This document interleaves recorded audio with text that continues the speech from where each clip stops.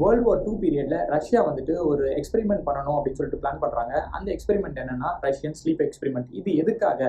தன்னுடைய சோல்ஜர்ஸ் வந்துட்டு ரொம்ப நாள் தூங்காம வேலை பார்க்கணும். அப்படி தூங்காம வேலை பார்த்தாங்கன்னா அவங்களுக்கு என்னென்ன பிரச்சனைகள்லாம் வரும், எக்ஸ்ட்ரீம் ஸ்லீப் டிப்ரிவேஷனோட எக்ஸாக்ட் ரிசல்ட்ஸ்லாம் என்ன அப்படிங்கிறதெல்லாம் தெரிஞ்சுக்கணுங்கிறதுக்காக இந்த எக்ஸ்பெரிமெண்ட்டை பிளான் பண்றாங்க. இதை வந்துட்டு ஒரு எலி மேல அவங்க பிளான் பண்ணல, இதை ஒரு ஹியூமன் மேல தான் பண்ணணும் அப்படின்னு டிசைட் பண்றாங்க. அதுக்கு அவங்க சூஸ் பண்ணது யாரு அப்படின்னா பிரிசனர்ஸ் தான். பிரிசனர்ஸ்லேருந்து ஒரு 5 பேரை பிடிச்சிட்டு வந்து அந்த 5 பேர்த்துக்கிட்ட ஒரு டீல் பேசுகிறாங்க. நாங்கள் இந்த மாதிரி ஒரு எக்ஸ்பெரிமெண்ட் பண்ண போகிறோம், அந்த எக்ஸ்பெரிமெண்ட்டுக்கு நீ வந்து ஒத்துழைச்ச அப்படின்னா எக்ஸ்பெரிமெண்ட் முடிஞ்சதுக்கப்புறம் உனக்கான ஃப்ரீடம் நாங்கள் கொடுத்துருவோம், நீ இந்த இடத்துலேருந்து போயிடலாம் அப்படின்னு ஆஃபர் பண்ணுறாங்க. அந்த சோல்ஜர்ஸும் அந்த பிரிசனர்ஸும் என்ன சொல்கிறாங்க அப்படின்னா, எப்படி இருந்தாலும் இங்கே சாக தான் போகிறோம், அதுக்கு இந்த எக்ஸ்பெரிமெண்ட்டு நாங்கள் ஒத்துக்கிட்டு இந்த இடத்துல நாங்கள் தப்பிச்சு போயிடலாம் அப்படின்னு முடிவு பண்ணி எல்லாத்துக்குமே ஓகே சொல்கிறாங்க. இந்த வீடியோவில் இந்த எக்ஸ்பெரிமெண்ட் என்னென்னலாம் பண்ணாங்க, அவங்களுக்கு என்னென்னலாம் நடந்துச்சு, இந்த எக்ஸ்பெரிமெண்ட்டோட முடிவில் அந்த சோல்ஜர்ஸ் அந்த பிரிசனர்ஸ் எல்லாமே உயிரோட இருந்தாங்களா இல்லையா அப்படிங்கிறது தான் இந்த வீடியோவில் நம்ம பார்க்க போகிறோம்.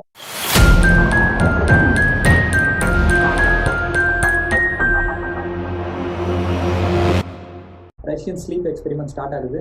இதில் என்ன பண்ணுறாங்கன்னா, அந்த 5 பேர்த்தையுமே ஒரு கேஸ் என்க்ளோஸ்டு ஒரு சேம்பரில் வந்துட்டு அடைக்கிறாங்க. அந்த சேம்பரில் வந்துட்டு ஒரு கேஸை வந்துட்டு உள்ளே செலுத்துறாங்க. அந்த கேஸ் என்ன பண்ணோம் அப்படின்னா இவங்கள தூங்க விடாமல் பார்த்துக்கும். மற்றபடி அவங்களோட உயிருக்கு ஆபத்தா அப்படின்னா அந்த மாதிரிலாம் எதுவுமே கிடையாது. ஜஸ்ட் இவங்களை தூங்க மட்டும் விடாது. சேம்பருக்குள்ள என்னென்ன இருக்குன்னா, இவங்களுக்கு தேவையான ஃபுட் இருக்குது, பாத்ரூம், டாய்லெட்ஸ் அண்ட் அவங்களுக்கு தேவையான பொருள், அப்புறம் புக்ஸ், படிக்கிறதுக்கான புக்ஸ், இது எல்லாமே கொடுத்துருக்காங்க. ஆனால் தூங்க மட்டும் கூடாது. ஸோ அந்த கேஸும் அதுக்கேற்ற மாதிரி தான் ஃபுல் டைம் அந்த கேஸ் போயிட்டே இருக்கும். ஃபர்ஸ்ட் 3 days இவங்களோட டாக்ஸ், இந்த சப்ஜெக்ட்ஸ்குள்ளே இருக்கக்கூடிய டாக்ஸ் எல்லாமே ரொம்பவே நார்மலாக போயிட்டுருக்கு. எந்த ஒரு பிரச்சனையுமே இல்லை. அந்த ரிசர்ச்சஸால் எதுவுமே டிஃப்ரெண்ட்டாக அவங்களால ஐடென்டிஃபை பண்ண முடியல. ஆனால் அதுவே வந்து ஒரு 4th day ஸ்டார்டிங் பீரியடில் வந்துட்டு இவங்களோட டாக்ஸ்லேருந்து ஒரு சின்ன ஒரு சேஞ்ச் வந்து அந்த ரிசர்ச்சர்ஸ் அப்சர்வ் பண்ணுறாங்க. அது என்ன அப்படின்னா, நார்மல் டாக்லேருந்து இவங்களோட டாக்ஸ் எல்லாமே தன்னுடைய லைஃப்பில் நடந்த ஒரு மோசமான ஈவெண்ட்டை பற்றி ஷேர் பண்ணிட்டு இருக்காங்க. ஒரு ட்ராமேட்டிக் எக்ஸ்பீரியன்ஸை இவங்க எல்லாருமே ஷேர் பண்ணிட்டு இருக்காங்க. அதுவே 4th day எண்டில் வந்துட்டு இவங்க எடுத்த டெசிஷன் வந்து ரொம்ப தப்பான டெசிஷன் அப்படின்ற மாதிரி அவங்க ஃபீல் பண்ணுறாங்க. ஸோ ஃபர்ஸ்ட் 3 days எப்படி யோசிக்கிறாங்கன்னா, இது ரொம்ப ஆப்டிமிஸ்டிக்காக இருக்காங்க. இது நம்மளுக்கு கிடைச்ச ஒரே சான்ஸ், பிரிசனர்லேருந்து நம்ம தப்பிச்சு வெளியே போகிறதுக்கு இதுதான் ஒரே வழி அப்படின்ற மாதிரி பேசுகிறாங்க. ஆனால் 4th day எண்டிங்கில் நம்மளோட மேஜர் பிரச்சனையே இந்த சேம்பருக்குள்ளே இருக்கிறது தான் அப்படின்ற மாதிரி அவங்க ஃபீல் பண்ணுறாங்க. ஸோ அப்படியே அடுத்தடுத்த நாள் போகுது. 6th day நடந்துட்டு இருக்கிற பீரியடில் கம்ப்ளீட் சைலன்ஸ். எந்த சப்ஜெக்ட்டும் ஒரு சப்ஜெக்டில் பேசவே இல்லை, யாரையுமே பார்க்கல, ரொம்பவே டெட் சைலண்ட்டாக இருக்கிறாங்க. அந்த சேம்பருக்குள்ளேயே இருக்கும் இல்லையா ஸ்பேஸ், 5 பேர் தான் இருக்காங்க. ஸோ ஒவ்வொருத்தரும் ஒரு ஸ்பேஸை சூஸ் பண்ணிக்கிட்டு அந்த இடத்துல ரொம்ப அமைதியாக இருக்காங்க. அப்பப்போ அந்த பாட் ஹோல் இருக்கும். ஸோ இது நடந்த பீரியடில் எப்படின்னா, கேமராஸ், மானிட்டரிங் கேமராஸ் அதெல்லாம் கிடையாது. ஜஸ்ட்டு உள்ளே வந்து ஒரே ஒரு மைக்ரோஃபோன் மட்டும்தான் அந்த ரிசர்ச்சர்ஸ் வைக்கிறாங்க. அது இல்லாமல் அந்த வாலில் வந்து ஒரு கிளாஸ் விண்டோ இருக்கும், அதுதான் பாட் ஹோல்னு சொல்லுவாங்க. ரிசர்ச்சர்ஸால் உள்ளே என்ன நடக்குது அப்படிங்கிறத பார்க்கணுங்கிறதுக்காக அந்த ஒரு கிளாஸ் விண்டோ வச்சுருப்பாங்க. ஸோ அந்த பாட் ஹோல் கிட்ட வந்துட்டு ஒரு பிரிசனர் இன்னொரு பிரிசனரை பற்றி ஏதாச்சும் ஒரு இன்ஃபர்மேஷனை லீக் பண்ணி மற்றவங்களை மாட்டி விட்டு ஈவன் தப்பிச்சு போகிற மாதிரி ஏதாச்சும் சான்ஸ் கிடைக்குமா அப்படின்னு சொல்லிட்டு இந்த பாட் ஹோல் கிட்ட வந்துட்டு அப்பப்போ ஒவ்வொருத்தர் வந்து பேசிட்டு போயிட்டு இருக்காங்க. 9th day முடிவில் இந்த எக்ஸ்பெரிமெண்ட் கம்ப்ளீட்டாக ஒரு யூட்டர்ன் எடுக்குது. அதாவது எக்ஸாக்டாக 10th day மார்னிங் அப்போ என்ன நடக்குது அப்படின்னா, இந்த மைக்ரோஃபோனில் ஒருத்தர் கத்துற சத்தம் கேட்குது. ஸோ பாட் ஹோல் வழியாக அந்த ரிசர்ச்சர்ஸ்லாம் பார்க்குறாங்க. அதில் ஒரு சப்ஜெக்ட் மட்டும் இந்த சேம்பரோட ஒரு எண்டு இன்னொரு எண்டு ஓடிட்டு பயங்கரமாக அவரோட எவ்வளோ கத்த முடியுமோ அந்த அளவுக்கு கத்திட்டு ஓடிட்டே இருக்கிறாரு. அட் த சேம் டைம் மற்ற சப்ஜெக்ட்ஸ்லாம் அந்த இடத்துல எதுவுமே நடக்காத மாதிரி உட்காந்து தனக்கு தானே ஏதோ விஸ்பர் பண்ணிட்டு முணுமுணுத்துக்கிட்டு அந்த மாதிரி பண்ணிட்டு இருக்கிறாங்க. ஸோ இந்த ப்ராசஸ் எவ்வளோ நேரம் போகுது அப்படின்னா 3 மணி நேரம் கம்ப்ளீட்டாக கத்திட்டு அப்படியே ஓடிட்டே இருக்கான். ஒரு கட்டத்தில் வந்துட்டு அங்கே புக்ஸ் இருக்கும் இல்லையா, அந்த புக்ஸ் எல்லாம் இந்த சப்ஜெக்ட்ஸ் மீதமுள்ள 4 பேர் எடுத்து அதில் இருக்கிற பேஜஸ் எல்லாம் கிழிச்சு தண்ணியில் நினச்சி அந்த பாட் ஹோல் ரிசர்ச்சர்ஸ் பார்க்கக்கூடாதுங்கிறதுக்காக அந்த பாட் ஹோலில் அடைக்கிறதுக்கு ட்ரை பண்ணுறாங்க. ஸோ இவன் 3 மணி நேரம் கத்திட்டே இருக்கும்போது திடீர்னு அவனோட வாய்ஸ் கம்ப்ளீட்டாக அப்படியே ஒரு டெத் சைலண்ட் ஆகிடுது. பட் ரிசர்ச்சர்ஸால் அந்த மைக்ரோஃபோனில் ஏதோ ஒரு வாய்ஸ் பிக் பண்ண முடியுது. அது என்னென்ன வாய்ஸ்னால் இவனோட வாய்ஸ், ஆனால் வந்து ஃபுல் சத்தம் கிடையாது. ஒரு லைட்டாக அவன் ஏதோ கத்த ட்ரை பண்ணும்போது ஒரு சின்ன சத்தம் வரும் இல்லையா, அந்த மாதிரியான சத்தம் வருது. அப்புறம் மீதமுள்ள 4 பேர்த்தோட அந்த முணுமுணுக்கிற சத்தம் மட்டும் கேட்டுட்ருக்கு. ரீசன் என்னென்னா, இவன் 3 மணி நேரமாக கத்துனதுனால அவனோட வோக்கல் கார்டை ஃபிசிக்கலாக அவனே கிழிச்சிட்டான்.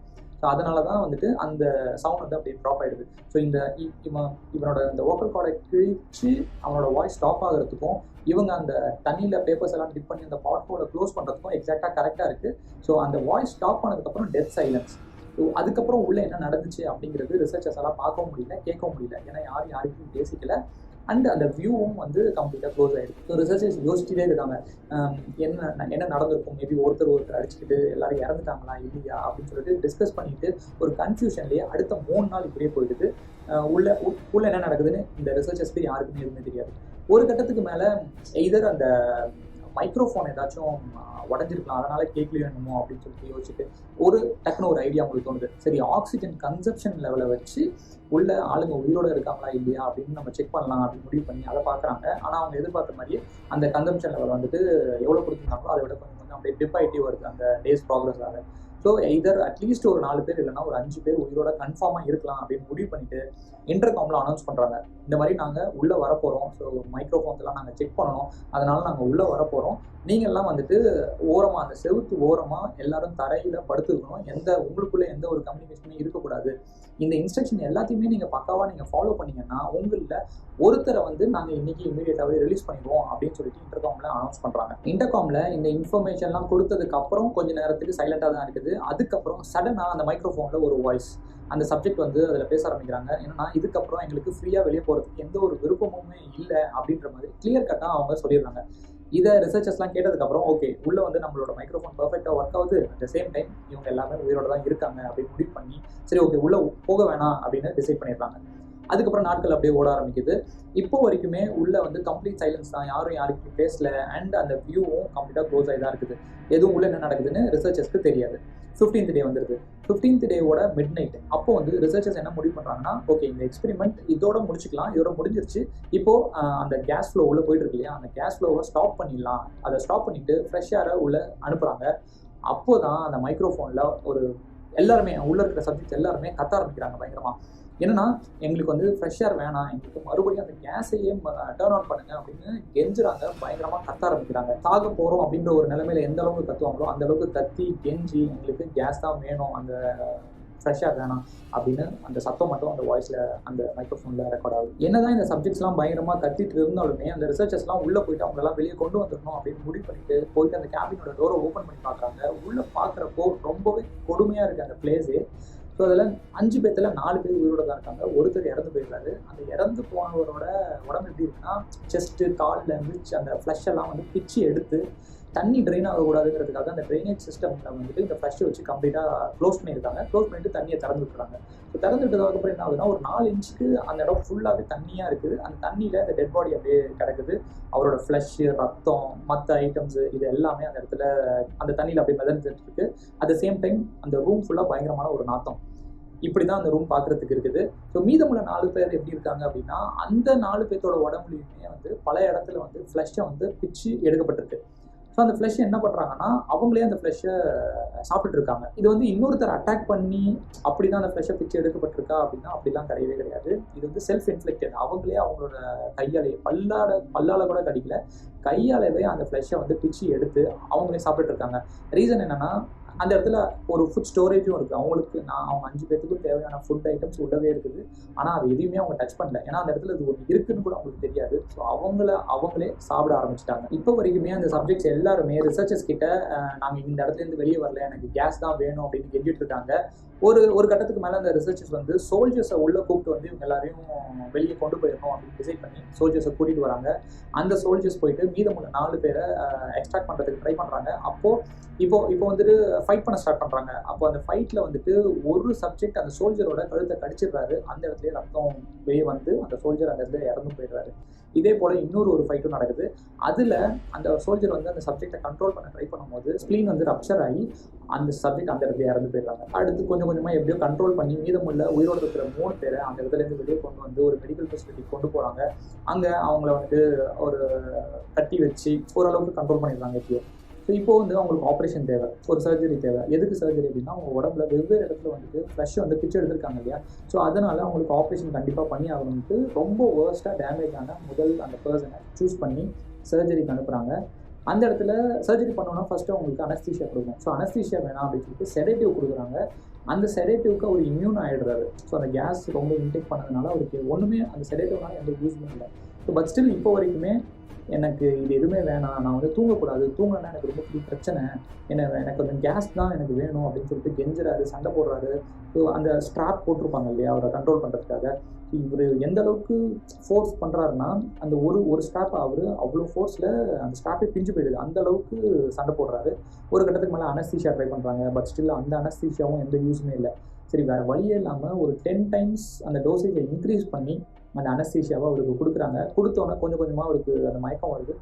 அவர் தூங்கின அடுத்த செகண்ட் அவர் இறந்து போயிடுறாரு. ஃபர்ஸ்ட் சப்ஜெக்ட் இறந்ததுக்கப்புறமா ரெண்டாவதாக மோஸ்ட் டேமேஜ் சப்ஜெக்டை வந்துட்டு சர்ஜரி சென்டருக்கு கூட்டிகிட்டு வராங்க. அது யாருன்னா அந்த வோக்கல் கார்டை வந்து கிழிச்சிட்டார் இல்லையா, அவர் தான். ஸோ இவரால் பேச முடியாது, ஆனால் வந்துட்டு அந்த சர்ஜரி சென்டருக்கு கூட்டிகிட்டு வந்ததுக்கப்புறம் தலையை மட்டும் ஆட்டுறாரு, எனக்கு வந்து இந்த சர்ஜரி வேணாம், எனக்கு அனஸ்தீஷியா வேணாம், நான் தூங்கக்கூடாது அப்படின்ற மாதிரி அவர் ஒரு சிக்னல் மாதிரி கொடுக்குறாரு. அட் த சேம் டைம் அவர் சண்டை போடுறாரு, எனக்கு அந்த கேஸ் தான் வேணும் அப்படிங்கிற மாதிரி சண்டை போட்டுருக்காரு. பட் ஸ்டில் இவங்க ஃபோர்ஸ் பண்ணி அந்த அனஸ்தீஷியாவை கொடுக்குறாங்க. கொடுத்து ஒரு சில செகண்ட்லேயே அவங்க அந்த அன்கான்ஷியஸ் ஆன அடுத்த மூமெண்ட் இவரும் இறந்து போயிடுறாரு. ஸோ இதை பார்த்ததுக்கப்புறமா இவங்க உயிர் வாழணும் அப்படிங்கிறதுக்காக தான் அந்த கேஸை வந்து டர்ன் ஆஃப் பண்ணிவிட்டு ஃப்ரெஷ்ஷாக இருக்குது இவங்க கொண்டு வராங்க. பட் ஆனால் இவங்க கொண்டு வந்த ஒரு சில செகண்ட்ஸ்லேயே இவங்க எல்லாருமே இறந்து போடுறத பார்த்துட்டு அந்த சயின்டிஸ்ட்டுக்கு என்ன நடக்குதுங்கிற அந்த ரீசன் கம்ப்ளீட்டாக அவங்களுக்கு ஒன்றுமே புரியல. ஸோ இதை பார்த்துட்டு இப்போ தேர்ட் இன்னும் ஒரே ஒரு ஆள் தான் உயிரோடு இருக்காரு. ஸோ அவரையும் கொண்டு வந்து இந்த அனஸ்தீஷியா கொடுத்து கொள்றதுக்கு அவங்களால அந்த விஷயத்தை டிசைட் பண்ண முடியல. அதனால பெட்டர் இவங்க உயிர் வாழ்றதுக்கான ஒரே ரீசன் அந்த கேஸ் தான். அதனால இந்த பர்சனை மறுபடியுமே அந்த கேபினில் போட்டு அந்த கேஸை டர்ன் ஆன் பண்ணிடலாம் அப்படின்னு முடிவு பண்ணி அதுக்கு முன்னாடி ஒரே ஒரு சேஞ்ச் ரெயின் வேவ்ஸை வந்து மானிட்டர் பண்ணுங்கிறதுக்காக இஜிஜி வந்துட்டு ஹூக் பண்ணி உள்ளே கொண்டு போகிறாங்க. ஆனால் இது வரைக்கும் இன்னும் அந்த கேஸை வந்து டர்ன் ஆன் பண்ணல. இன்னும் ஃப்ரெஷ் ஏரில் தான் அவர் இருக்கிறார், அந்த கேபின்குள்ளே தான் இருக்கிறாரு. அப்போது அந்த கிராஃபை வந்து வெளியே வந்து அந்த ரிசர்ச்சர்ஸ்லாம் பார்க்குறாங்க. அதில் இவங்க பார்க்குற ஒரு விஷயம் என்னென்னா, இவர் வந்துட்டு அந்த கிராஃப் வந்து அந்த கிராஃப் போயிட்டு இருக்கும் இல்லையா, அந்த கிராஃப் போயிட்டே இருக்குது. சடனாக ஒரு ஃப்ளாட் லைன் வருது, அதாவது இறந்து போனால் மட்டும் தான் அந்த ஃப்ளாட் லைன் வரும். அந்த ஃப்ளாட் லைன் வருது, அதுக்கப்புறம் ஒரு சில செகண்ட்ஸ்லேயே மறுபடியும் கிராஃப் வந்து ஃப்ளாட் லைன் இப்படியே போயிட்டு இருக்கு. இதுக்கான ரீசன் அந்த கிராஃபையும் அந்த ஃப்ளாட் லைன் வரப்போ அந்த சப்ஜெக்டை வந்து ஒரு ரிசர்ச்சர் வந்து மானிட்டர் பண்ணுறாரு. அப்போ என்ன தெரியுது அப்படின்னா, ஒரு micro fraction of the second அவர் வந்து ஒரு அன்கான்ஷியஸ் ஸ்டேட்டுக்கு போகும்போது, அதாவது ஒரு தூங்குற அந்த ஒரு ஸ்டேஜுக்கு போகும்போது அவரோட பிரெயின் டெட் ஆகிடுது. அதனால தான் அந்த ஃப்ளாட் லைன். ஸோ ரிப்பீட்டடாக ஒரு கான்ஸ்டண்ட்டாக ஒரு மல்டிபிள் டைம்ஸ் வந்து அவர் பிரெயின் டெட் ஆகி மறுபடியும் தூக்கத்துலேருந்து எழுச்சிடுறாரு, மறுபடியும் பிரெயின் டெட்டு தூக்கத்துலேருந்து எழுச்சிடுறாரு. இந்த மாதிரியே கண்டினியூஸாக போயிட்டே இருக்குது. ரீசன் என்னென்னா, அவருக்கு அந்த கேஸ் இன்னுமே கிடைக்கல. கேஸ் இருந்தால் மட்டும்தான் அவரோட தூங்காமல் இருக்க முடியும். அப்போ தான் பிரெயின் டெட் ஆகாது, அப்போ தான் அவரோட உயிரோடு இருக்க முடியும். பட் இவங்க அந்த ப்ராசஸ் வந்து கொஞ்சம் டைம் எடுக்கும் போல். அந்த கேஸை டர்ன் ஆன் பண்ணுறதுக்கு கொஞ்சம் டிலே ஆகிற ரீசன்னால இவர் வந்து மறுபடியும் அந்த ஒரு அந்த அன்கான்ஷியஸ் ஸ்டேட்டுக்கு போகிறாரு. அது கொஞ்சம் எக்ஸ்டெண்ட் ஆகுது. அந்த இடத்துலையே அவர் உயிரும் பிரிஞ்சிருது, அவர் இறந்து போயிடுறாரு. இப்போது 3 பேருமே இறந்துடுறாங்க. ஸ்டில் அந்த சயின்டிஸ்ட்டுக்கு இவங்க இறந்து போனதுக்கான ரீசன் என்னன்னே அவங்களுக்கு தெரியல. அந்த ஸ்லீப் டிப்ரிவேஷன் தான் ரீசனா, இல்லை இவங்க தூங்காமல் இருந்தது ரீசனா, இல்லை அந்த கேஸ் ரீசனா, அந்த மாதிரி எதுவுமே அவங்களுக்கு தெரியல. இல்லை இந்த காம்பினேஷன் ஆஃப் இது எல்லாமே சேர்ந்தது தான் ரீசனான்றது இது நாள் வரைக்குமே அந்த சயின்டிஸ்டால் கண்டுபிடிக்கவே முடியல. ஸோ இதுதான் பேசிக்காக ரஷ்யன் ஸ்லீப் எக்ஸ்பெரிமெண்ட்டில் நடந்த விஷயங்கள். இப்போதைக்கு யாருமே உயிரோடு இல்லை. ஸோ நீங்கள் இவங்கெல்லாம் இறந்ததுக்கு என்ன ரீசன் நினைக்கிறீங்க அப்படின்றத வந்து கமெண்ட் செக்ஷனில் ஷேர் பண்ணுங்கள். நெக்ஸ்ட் வீடியோவில் உங்களை மீட் பண்ணுறேன்.